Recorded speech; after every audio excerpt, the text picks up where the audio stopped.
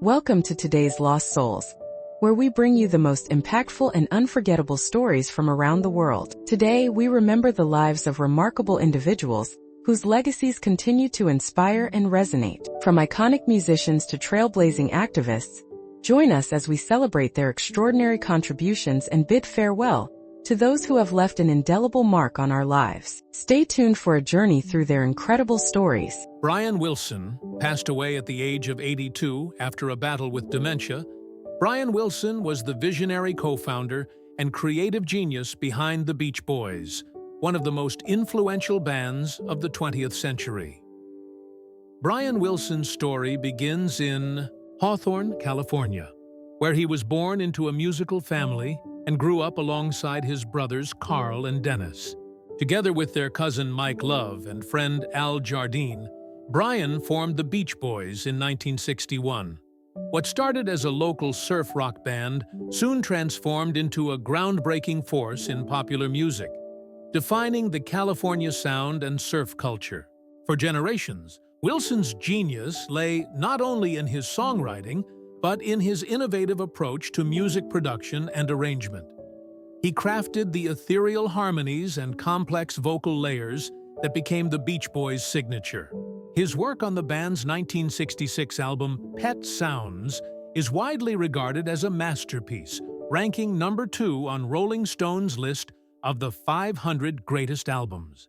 This album influenced many artists, including the Beatles, with Paul McCartney naming God Only Knows as one of his all-time favorite songs. Despite his success, Brian Wilson's life was marked by personal struggles. He battled mental illness, including schizoaffective disorder and addiction, for many years. In 1964, he stopped touring due to a nervous breakdown and focused on studio work, pushing the boundaries of pop music with his complex arrangements. Inspired by Phil Spector's Wall of Sound, his single Good Vibrations became the Beach Boys' first million-seller and remains an iconic track. Wilson's ambitious Smile project in 1967, intended to be a revolutionary follow-up to Petty Sounds, was famously abandoned amid his deteriorating mental health. However, decades later, he completed the album, cementing his legacy as a relentless pursuer of musical perfection. In his later years, Wilson faced continued health challenges. After the death of his wife, Melinda Ledbetter, in early 2024, he was placed under conservatorship due to his declining condition from dementia. He spent his final years living in a luxurious estate in Beverly Hills, where he was cared for by his family and longtime representatives. Brian Wilson's impact on music is immeasurable. The Beach Boys sold over 100 million records worldwide and produced more than 30 top 40 hits. Wilson's artistry earned him 2 Grammy Awards and induction into the Rock and Roll Hall of Fame in 1988. He also reunited with surviving band members for their 50th anniversary tour in 2012, a testament to his enduring influence and the timeless appeal of their music. Beyond his musical achievements, Wilson was a figure of both brilliance and vulnerability, embodying the romantic ideal of the tortured artist. His quest for the one true sound and his delicate, heartfelt performances touched millions, making him not just a pop icon, but a symbol of artistic passion and perseverance. Brian Wilson's passing marks the end of an era. As the eldest and last surviving of the Wilson brothers, his death leaves a profound void in the world of music. Yet his legacy lives on through the timeless songs he created, the innovations he pioneered, and the generations of artists he inspired. His life was a testament to the power of creativity to transcend personal hardship and to shape the cultural landscape for decades. Pippa Scott passed away at the age of 90 due to congenital heart failure. Pippa Scott was a distinguished American actress known for her memorable roles in classic films such as The Searchers and Auntie Mame, as well as her impactful work in television and Human rights advocacy. Born Pippa Scott on November 10, 1934, in Los Angeles, California, she was raised in a family deeply rooted in the entertainment industry. Her mother, Laura Straub, was a stage actress, and her father, Alan Scott, was an Oscar-nominated screenwriter famous for his work on Fred Astaire and Ginger Rogers musicals. Her uncle, Adrian Scott, was a notable figure among the Hollywood 10 blacklisted during the McCarthy era, which added a layer of historical significance to her family background. Pippa Scott's formal education included studies at Radcliffe College and training at the Royal Academy of Dramatic Arts, RADAI, in London. She made her Broadway debut in 1956 with Jed Harris's production Child of Fortune, based on Henry James's Wings of the Dove. That same year, she landed a significant film role in John Ford's classic western The Searchers, 1956, portraying Lucy Edwards, one of the kidnapped daughters in the film. This role marked the beginning of her long and varied career in both film and television. In 1958, Scott appeared in the iconic comedy Auntie Mame, playing Pegeen Ryan, the romantic interest of the character Patrick Dennis. This film, nominated for 6 Academy Awards, remains one of her most recognized works. Her filmography also includes notable titles like Petulia, 1968, Cold Turkey, 1971, For Pete's Sake, 1974, and Footprints, 2009, her final credited performance. On television, she made memorable guest appearances on shows such as The Twilight Zone, Perry Mason, The Dick Van Dyke Show, The Mary Tyler Moore Show, and Columbo. She also had a recurring role in the 1976 NBC series Jigsaw John, alongside Jack Warden. Beyond acting, Pippa Scott was deeply committed to human rights. She founded the International Monitor Institute, a nonprofit organization dedicated to gathering evidence to assist in the prosecution of war crimes. She also produced documentaries such as World's Most Wanted Man, The Hunt for Radovan Karadzic, and King Leopold's Ghost, highlighting her dedication to social justice and global awareness. Scott's personal life included her marriage to Lee Rich, co-founder of Lorimar Productions, in 1964. The couple divorced in 1983 but reunited in 1996 and remained together until Rich's death in 2012. She is survived by her 2 daughters, Jessica and Miranda Tolman, and 5 grandchildren.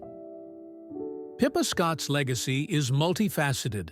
A talented actress who contributed significantly to classic American cinema and television, and a passionate advocate for human rights who used her platform to shine a light on critical global issues. Her death on May 22, 2025, at her home in Santa Monica, marked the end of a Remar Tom Rafferty. Passed away at the age of 70 following a stroke, Tom Rafferty was a legendary offensive lineman for the Dallas Cowboys, whose 14-season career left an indelible mark on the NFL and the Cowboys franchise. Born in Syracuse, New York, Rafferty played college football at Penn State, where he was a first-team All-American and a key member of the undefeated 1973 Nittany Lions team. His collegiate success led to his selection by the Dallas Cowboys in the 4th round of the 1976 NFL Draft. Rafferty's rookie year saw him as a backup, but by 1977 he had earned the starting right guard position, a role he held during the Euro Cowboys' victory over the Denver Broncos in Super Bowl XXIX. This championship marked the second in Cowboys history and cemented Rafferty's status as a key contributor to the team's success. Rafferty's versatility and durability defined his career. After 4 seasons at guard, he transitioned to center in 1981 following an injury to a teammate. Although initially intended as a temporary move, Rafferty embraced the position and excelled there for nearly a decade, becoming a cornerstone of the Cowboys' offensive line. He famously joked that what was meant to be 3 weeks turned into 9 years at center. His blocking prowess was instrumental in iconic moments, such as clearing the path for Tony Dorsett's record 99-yard touchdown run in a 1983 Monday Night Football game against the Minnesota Vikings, a play still celebrated in NFL history. Throughout his career, Rafferty was known for his work ethic, consistency, and team-first mentality. He played in 203 games, starting 182 of them, ranking 4th in franchise history for starts and 6th for total games played. His streak of 167 consecutive starts was a franchise record at the time, underscoring his remarkable durability in a physically demanding position. Rafferty's career spanned the eras of 2 Hall of Fame quarterbacks, Roger Staubach and Troy Aikman, with whom he shared the field and helped protect. Rafferty also played in 2 Super Bowls, starting in both the Cowboys' 27-10 victory over the Broncos in Super Bowl XIII and their narrow 35-31 loss to the Pittsburgh Steelers in Super Bowl XIII. His leadership and steady presence on the line were vital components of the Cowboys' competitive teams throughout the late 1970s and 1980s. After retiring following the 1989 season, Rafferty settled in the Dallas area and transitioned into a career in sports equipment sales. Despite facing health challenges later in life, including a diagnosis of transverse myelitis in 2008, a neurological disorder affecting the spinal cord, he remained resilient. Rafferty was hospitalized in early May 2025 after suffering a stroke and passed away on June 5, 2025, in Windsor, Colorado. Tom Rafferty is survived by his wife Donna, their 2 children, Rachel and Michael, and 2 grandchildren. His legacy as a durable, versatile, and selfless player endures in the annals of Dallas Cowboys history and the broader NFL community. The Cowboys organization and fans mourn the loss of a true team stalwart whose contributions helped shape one of football's most storied franchises. Bill Atkinson passed away at the age of 74 after a battle with pancreatic cancer. Bill Atkinson was a pioneering computer engineer and visionary whose groundbreaking work at Apple helped revolutionize personal computing by making it accessible, intuitive, and visually engaging. Born in 1950, Atkinson joined Apple in 1978 as employee number 51, recruited by co-founder Steve Jobs, who recognized his exceptional talent and invited him to make a dent in the universe. Atkinson's contributions were central to the development of the Apple Lisa and Macintosh computers, especially through his creation of QuickDraw, a foundational graphics software library that enabled the display of shapes, images, and text on screen in a way that was unprecedented at the time. QuickDraw formed the backbone of the graphical user interface, GUI, that transformed computers from text-based command machines into user-friendly devices with icons, windows, and menus. Among Atkinson's innovations were key elements now taken for granted in modern computing, such as the pull-down menu and the double-click gesture, which allow users to interact with files and applications with ease. He also developed Mac Paint, one of the first graphics programs that enabled users to create digital art with tools like the spray paint effect and the lasso for selecting and moving images. MacPaint set the stage for future professional illustration software and demonstrated the potential of bitmapped graphics on personal computers. Atkinson's influence extended beyond the Macintosh. He was a co-founder of General Magic, a pioneering software and electronics company that developed early mobile and communication technologies for companies like Motorola and Sony. Later, he worked with startups focused on artificial intelligence such as Numenta.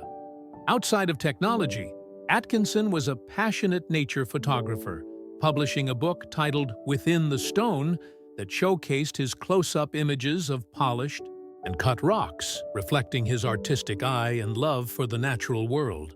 His death on June 5, 2025, at his home in Portola Valley, California, was announced by his family on Facebook. He passed peacefully, surrounded by loved ones. The news prompted tributes from across the tech world, including Apple CEO Tim Cook, who called Atkinson a true visionary whose creativity, heart, and groundbreaking work on the Mac will forever inspire us. Influential commentators like John Gruber have described Atkinson as possibly the best computer programmer who ever lived, underscoring his profound impact on the industry. Bill Atkinson's legacy is not only in the software he created, but in how he helped shape the way millions of people interact with technology daily. By pioneering graphical interfaces and intuitive user experiences, he played a crucial role in democratizing computing and setting standards that endure in modern operating systems. His work opened the door to the digital future, influencing not only Apple's success, but the entire personal computing revolution. Frederick Forsyth passed away at the age of 86 after a brief illness. Frederick Forsyth was a legendary British author and former Royal Air Force pilot whose meticulously researched spy thrillers redefined the geopolitical thriller genre and captivated millions worldwide. Born in Kent, England in 1938, Forsyth's early life was marked by a passion for aviation and international affairs. At just 19, he joined the Royal Air Force as a pilot, an experience that would later inform the authentic military and technical details in his novels. After his service, he transitioned into journalism, working as a foreign correspondent for Reuters and the BBC. His coverage of significant events, including the attempted assassination of French President Charles de Gaulle in 1962 and the Nigerian Civil War, provided rich material for his writing and led to his informal association with the British intelligence agency MI6 during the Cold War. Forsyth's breakthrough came with his debut novel, The Day of the Jackal, 1971, written in just 35 days under financial pressure. The book's gripping portrayal of a professional assassin hired to kill de Gaulle was notable not for the mystery of who done it, but for the detailed how of the plot, showcasing Forsyth's journalistic precision and narrative skill. The novel's success catapulted him to international fame and was adapted into a critically acclaimed 1973 film starring Edward Fox. More recently, it inspired a television series featuring Eddie Redmayne and Lashana Lynch. Over a prolific career spanning more than 5 decades, Forsyth authored over 25 books, including bestsellers such as The Odessa File, The Dogs of War, The Kill List, The Afghan, and The Fourth Protocol. His works have sold over 75 million copies worldwide, making him one of the most successful thriller writers in history. His writing style was distinguished by a fact-based documentary approach, where the complexity and nuance of real-world geopolitics and espionage took center stage, setting a benchmark for the genre. Forsyth's life experiences, his military background, frontline journalism, and covert intelligence work lent authenticity and depth to his storytelling, resonating with readers and critics alike. He was praised for his ability to weave intricate plots that were both thrilling and credible, often drawing on historical and political realities. His novels have been adapted into numerous films, further cementing his legacy in popular culture. Despite his fame, Forsyth remained a private individual, dedicated to his craft until the end. His final book, Revenge of Odessa, a sequel to the IVV Odessa File, co-written with Tony Kent, was scheduled for publication in August 2025, underscoring his enduring commitment to storytelling. Frederick Forsyth passed away peacefully at his home in Jordan's Buckinghamshire, surrounded by family on June 9, 2025. His death marks the loss of a master storyteller whose work not only entertained but also educated readers about the shadowy world of espionage and international intrigue. His literary agent, Jonathan Lloyd, expressed deep sorrow, calling Forsyth one of the world's greatest thriller writers. Forsyth's influence continues to inspire contemporary writers and thrillers, and his books remain widely read across the globe. Steve Harvey. Steve Harvey is very much alive as of June 2025, despite multiple widespread death hoaxes circulating in recent years.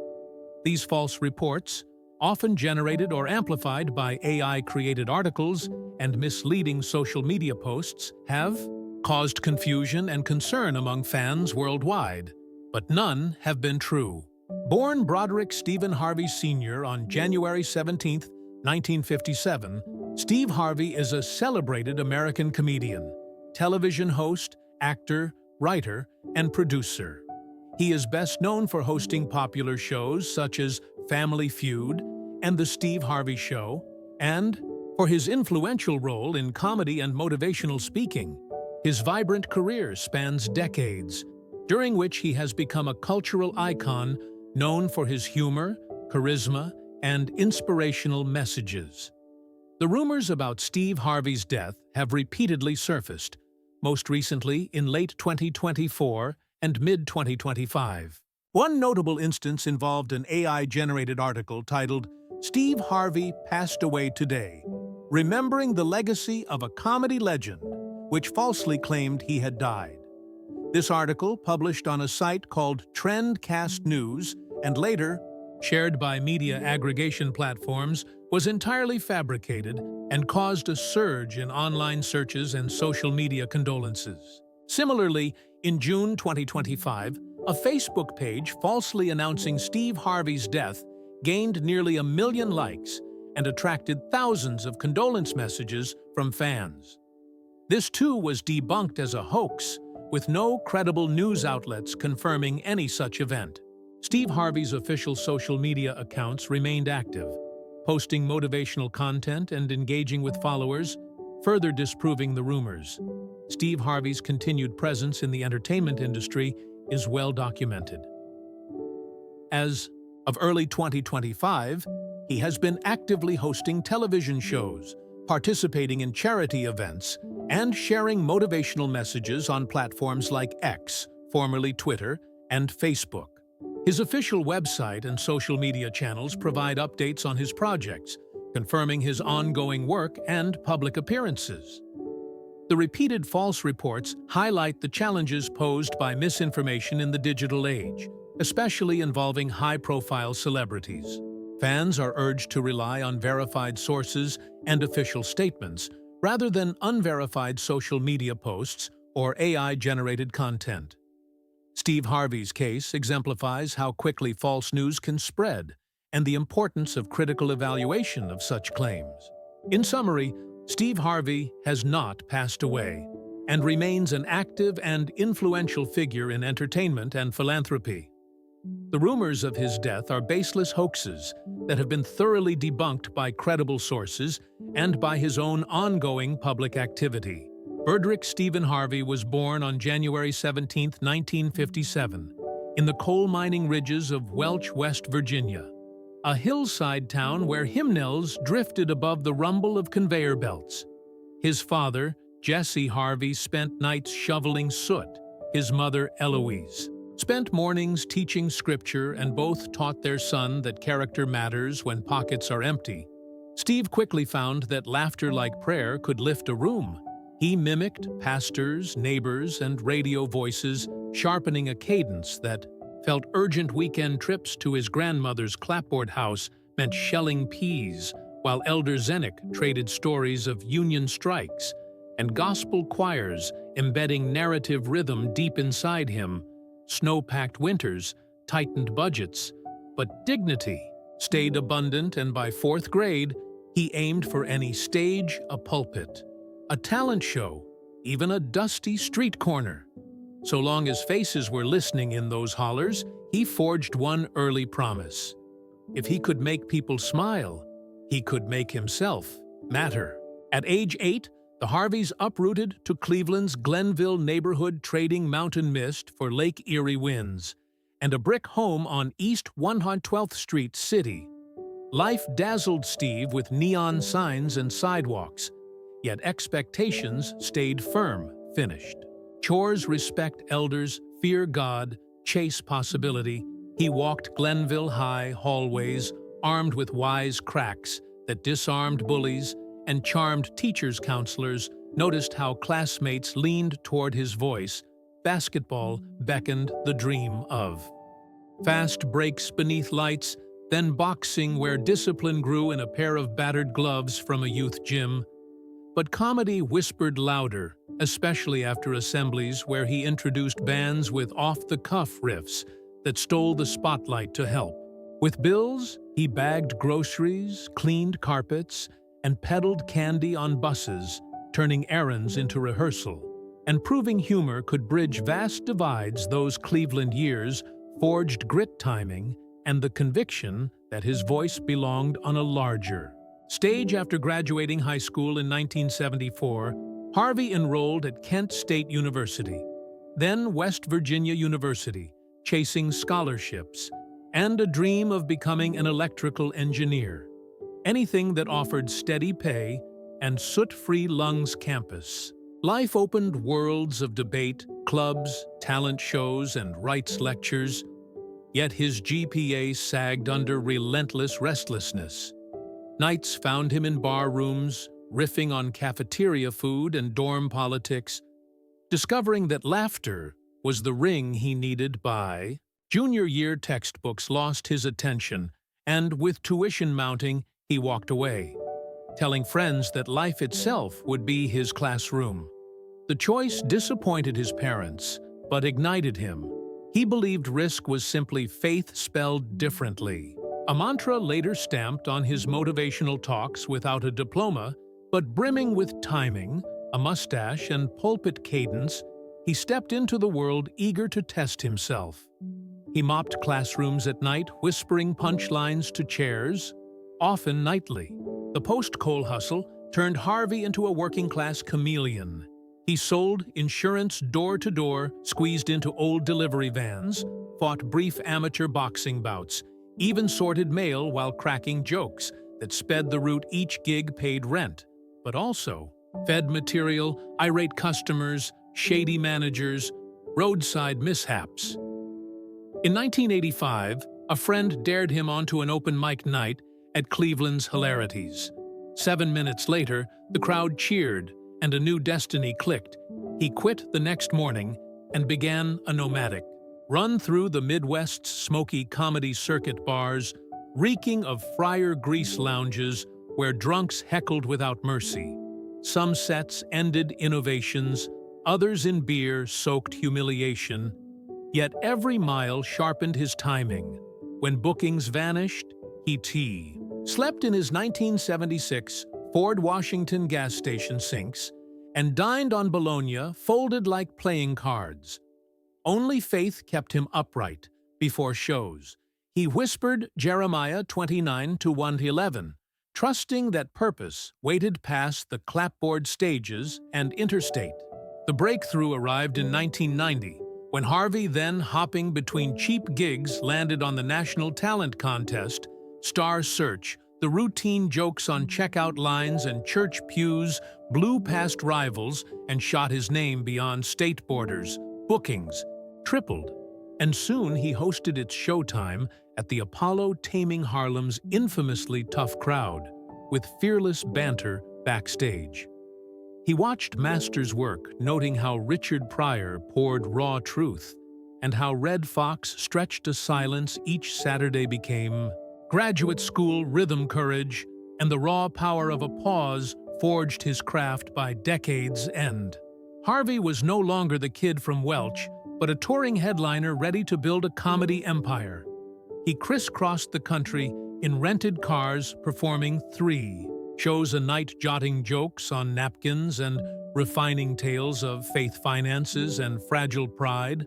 Working-class audiences saw themselves in his hustler with heart stories, and Harvey finally glimpsed the horizon he had chased since boyhood. After mastering Harlem's Apollo stage, Harvey escalated his stand-up attack across the United States, stitching together relentless residencies at comedy clubs, civic centers, and small arenas from Birmingham to Seattle.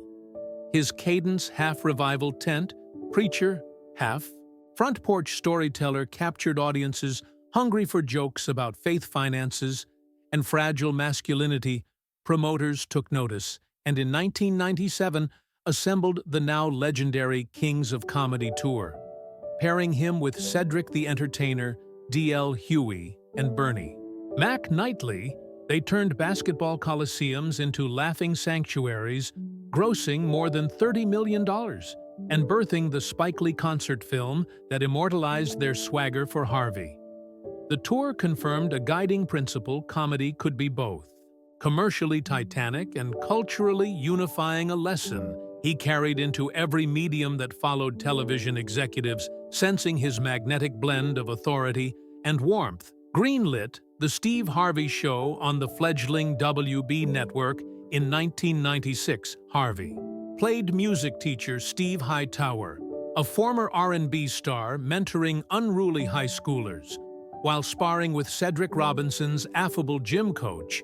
The sitcom ran 6 seasons, collected NAACP Image Awards, and quietly modeled perseverance wrapped in punchlines. Unlike many comedianal shows, Harvey insisted on family-friendly scripts that still crackled with real-world edge, guiding writers on pacing and lighting choices that flattered darker skin skills he would later deploy as producer and media entrepreneur. Radio, however, delivered the daily intimacy Harvey craved. In 2000, he launched The Steve Harvey Morning Show on Los Angeles station 100. 3 FM then syndicated it via Premier Networks to more than 100 markets, reaching 9 million listeners during drive time, blending gospel grooves, relationship advice, and unscripted confessionals. The program became appointment listening across barber shops and break rooms nationwide. Harvey's Strawberry Letter, where co-host Shirley Strawberry reads audience dilemmas, generated catchphrases that later fueled television bits, reinforcing the Harvey ecosystem as multi-platform and mutually reinforcing. In 2010, another seismic pivot arrived when producers tapped Harvey to helm Family Feud, a game show languishing in ratings purgatory. He rewired the format by leaning into contestant banter, arching eyebrows at risque answers, and pausing until the studio drowned in laughter. Within 2 seasons, viewership tripled, advertisers returned, and the show vaulted to the top of syndicated charts, often beating Judge Judy and Wheel of Fortune among coveted younger demographics. Harvey's improvisational authority proved that with precise timing and audience reaction, a host could respect a format's bones while injecting present-tense humanity. Harvey's hosting repertoire soon spiraled outward.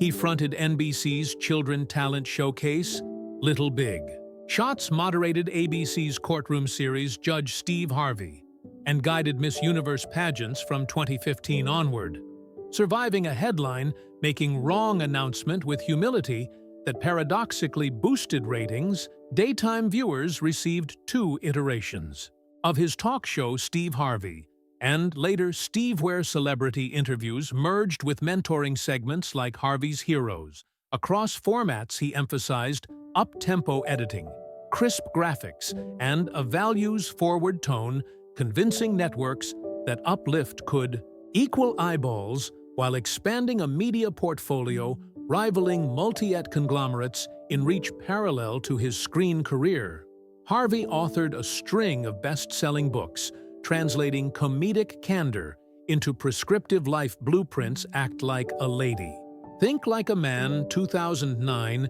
distilled relationship advice through blunt analogies, spending 64 weeks on the New York Times list, and spawning a Hollywood film franchise that grossed over $100 million worldwide. Follow-ups like Straight Talk No Chaser and Jump extended his voice into faith-anchored motivation, inspiring conferences, a mentorship app, and scholarships via the Steve and Marjorie Harvey Foundation.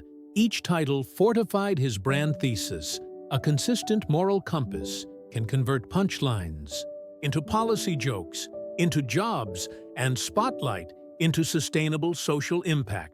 Steve Harvey's outward energy often disguises a cautious relationship with his own body, a pact he renegotiated after years of punishing travel, fried soul food cravings, and adrenaline spikes from live performance in his 40s. His doctor delivered a blunt dossier, dangerously elevated blood pressure, creeping cholesterol, sleep, apnea, and a borderline diabetic warning drawn in red ink. The revelation rattled the son of a coal miner who once claimed, "Harveys don't slow down, we break down." Yet it also awakened the obsessive fixer in him. He ditched late-night fast food runs for protein-rich smoothies, hired a former Marine as a personal trainer, and joined a regimen of dawn-stare sprints that mirrored his childhood hill climbs in Welch. Friends recall 500 a.m. phone calls, summoning them to kettlebell circuits in hotel parking lots. Because discipline hates excuses, within 18 months, he shed more than 30 lebs, cut his hypertension meds in half, and boasted on air that "my suits fit like forgiveness."